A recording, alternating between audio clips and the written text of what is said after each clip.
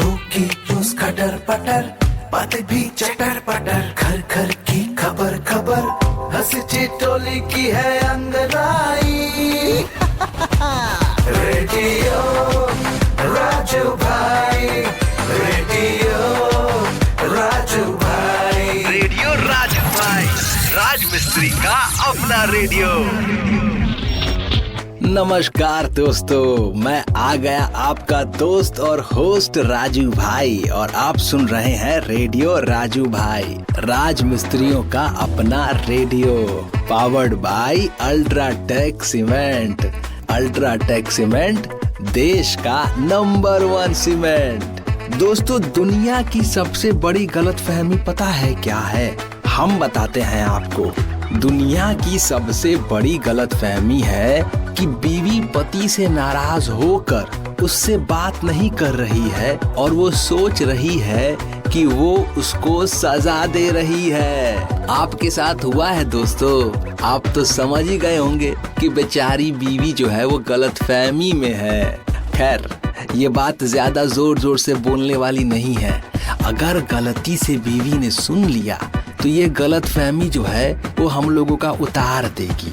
वैसे गलतफहमी तो उनको है, हम लोगों को थोड़ी ना है। खैर दोस्तों, आज शो में क्या होने वाला है? अरे इसी के लिए तो हम आए हैं, आपको बताने के लिए। देखिए, आज शो में है जो ऋतिक रोशन और सैफ अली खान को बुलाया गया है और कुछ ज्ञान की बात करेंगे आज। बहुत दिन हुआ कुछ ज्ञान की बात नहीं किए।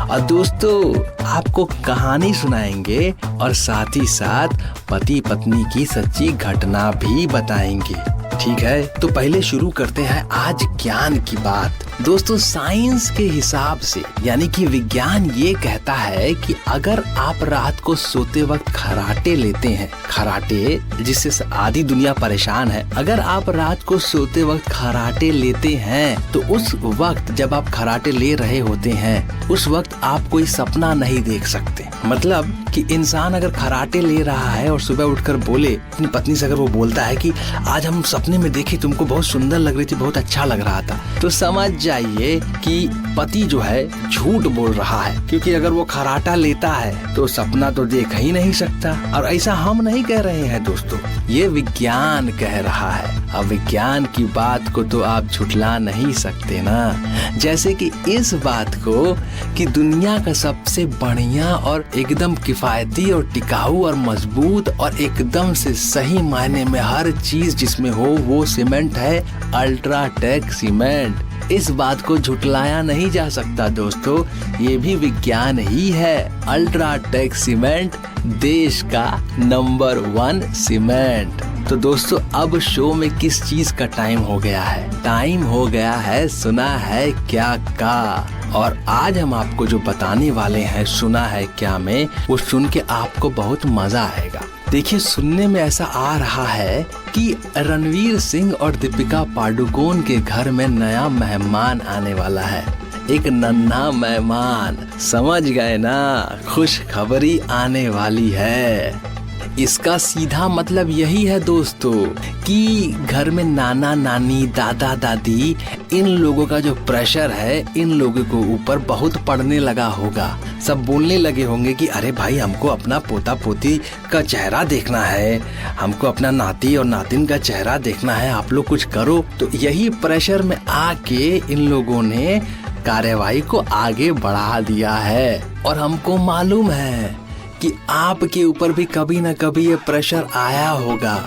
अरे ये प्रेशर सबके ऊपर आ जाता है एक बार शादी कर लेने के बाद। जी हाँ, जहाँ शादी हुई उसके बाद तो इसका प्रेशर आना लाजमी है। और इसी बात पर आज जो 2 मेहमान आए हैं वो है ऋतिक रोशन और सैफ अली खान। जब ऋतिक भैया को इस बात का पता चला तो उन्होंने क्या कहा?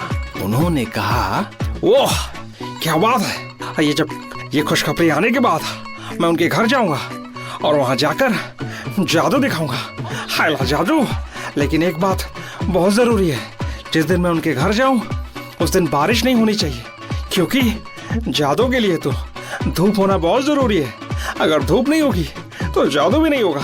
आयला जादू, आया जादू, कहाँ तुम? अरे जादू दिखाई नहीं दे रहा है। जादू, जादू कहाँ तुम? अरे ऋतिक भैया जाइए आप बाहर थोड़ा देखिए जादू, कहीं धूप वूप तो सेकने नहीं चला गया ना। इधर हमारे सैफ भैया हैं, उनको भी मौका मिले। ओके मैं जाता हूँ। अरे जादू मेरा वेट करो या तो। जादू कहाँ हो तुम? खैर ऋतिक भैया तो चले गए हैं अपना जादू खोजने, लेकिन सैफ भैया क्या कहना चाहते हैं ये भी सुन लिया जाए। ए वाह यार एक कमाल हो गया। ए तुम लोगों ने खुशखबरी दी, मुझे बहुत खुशी हुई। ए ऐसे ही खुशखबरी तो मैंने भी दी थी, यू नो। वाओ, अरे तैमूर, जब तैमूर आया था ना तो वो भी खुशखबरी थी। उसके बाद जहांगीर आया, यार जहांगीर भी तो एक खुशखबरी है ना। वी आर ऑल खुश एंड ये सब कुछ तो एक खबर ही है, खुशखबरी। वाओ, अरे यार मैं तो कह रहा हूँ कि जब ऐसा हो जाए तो कभी हमारे घर आओ यार। हमारे घर ऐसे ही बहुत सारे बच्चे हैं, यू नो। तैमूर है, जहांगीर है, बेबो है, आई मीन वाह यार बेबो तो बड़ी हो गई है, यू नो। वाह, खैर कोई बात नहीं। ए कॉन्ग्रेचुलेशंस, आप लोग खुश रहो, मस्त रहो यार। जिंदगी ऐसी ही जीनी चाहिए, जिंदगी एक रेस है। ओ सॉरी यार, ये तो मैं फिल्म का डायलॉग बोल रहा हूँ। वाह, खैर कोई बात नहीं, थोड़े ज्यादा ही एक्साइटेड हो गए हमारे सैफ भैया, इसीलिए ये बोलते चले जा रहे थे। दोस्तों हम आपसे ये कहना चाहते हैं कि अब शो में टाइम हो चला है कि हम थोड़ा आगे बढ़ें और आपको और आपका मनोरंजन करते चलें। और मनोरंजन से हमको याद आया कि अब आपको सच्ची कहानी बताने का टाइम हो चला है। लेकिन उससे पहले हम आपको ये बता दें कि परिवार चाहे छोटा हो या बड़ा, घर तो बस अल्ट्राटेक सीमेंट से ही बनेगा। जी हाँ, क्योंकि घर बड़ा हो या छोटा इससे फर्क नहीं पड़ता। फर्क पड़ता है कि घर की दीवारें मजबूत है कि नहीं, घर का छत मजबूत है कि नहीं, और सबसे ज्यादा जरूरी चीज घर की नींव वो मजबूत है कि नहीं। और इन सब चीज के लिए क्या करना पड़ता है? अल्ट्राटेक सीमेंट का इस्तेमाल, क्योंकि अल्ट्राटेक सीमेंट है देश का नंबर 1 सीमेंट। तो अब लौट आते हैं सच्ची कहानी पर। हम हैं आपके दोस्त और होस्ट राजू भाई और आप सुन रहे हैं रेडियो राजू भाई, राज मिस्त्रियों का अपना रेडियो। दो दोस्त आपस में बात कर रहे थे। एक दोस्त ने दूसरे दोस्त से कहा कि यार तुझे पता है मेरी बीवी मेरे से 5 दिन से बात नहीं कर रही है। तो दूसरा दोस्त बोला अरे कैसे भाई, ऐसा कैसे कर लिए तुम? तो पहला दोस्त बोला कुछ नहीं, हम सिर्फ उसको इतना बोले तुम जब चुप रहती हो तो एकदम हेमा मालिनी लगती हो। उसके बाद क्या था? उसके बाद वो 3 दिन से चुप बैठी है, कुछ बोल ही नहीं रही। तो दूसरा दोस्त बोलता है कि भाई ये तो कमाल का आइडिया है, इसको हम इस्तेमाल करेंगे। तो दोस्तों पहला दोस्त हम हैं और दूसरा दोस्त है आप।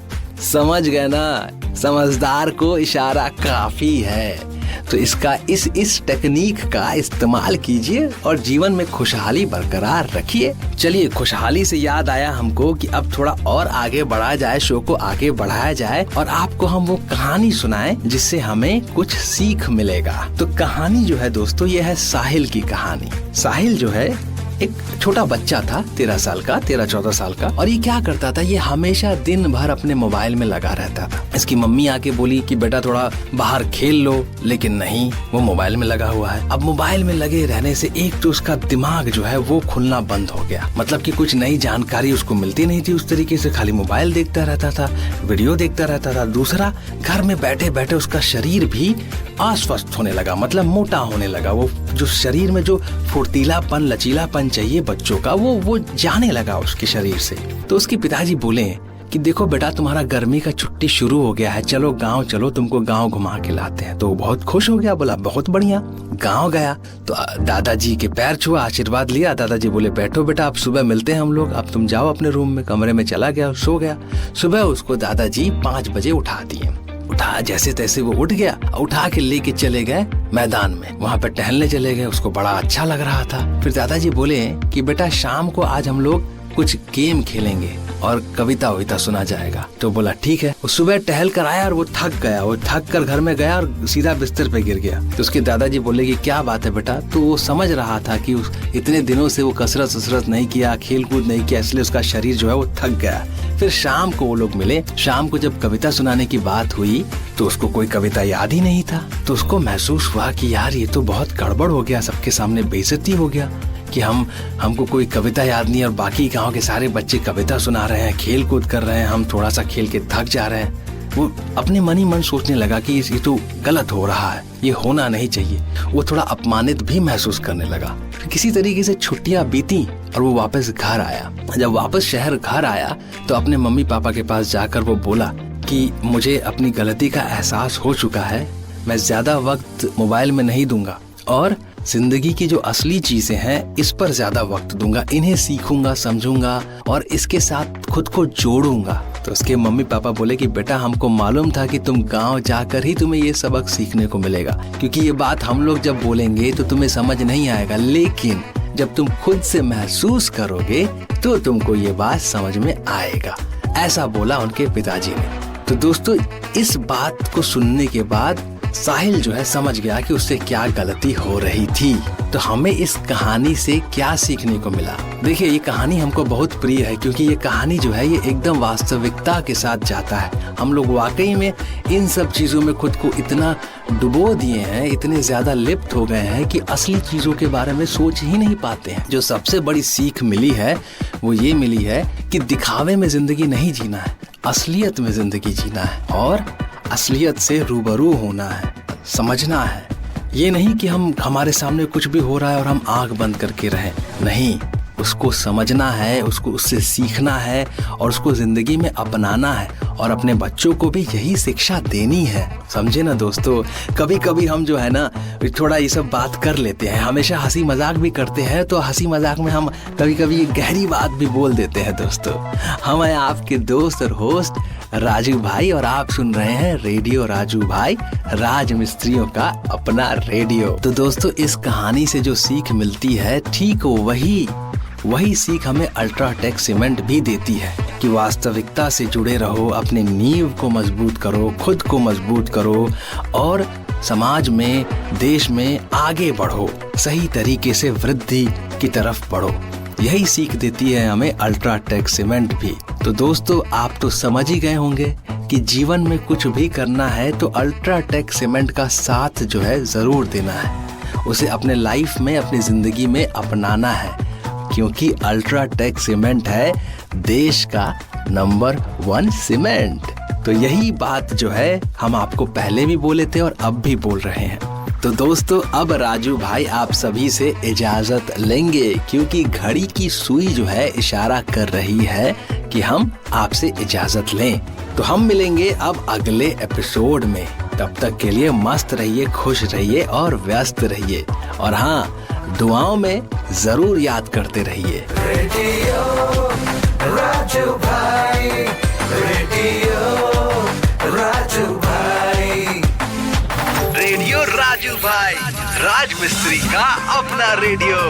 Brought to you by Ultratech Cement.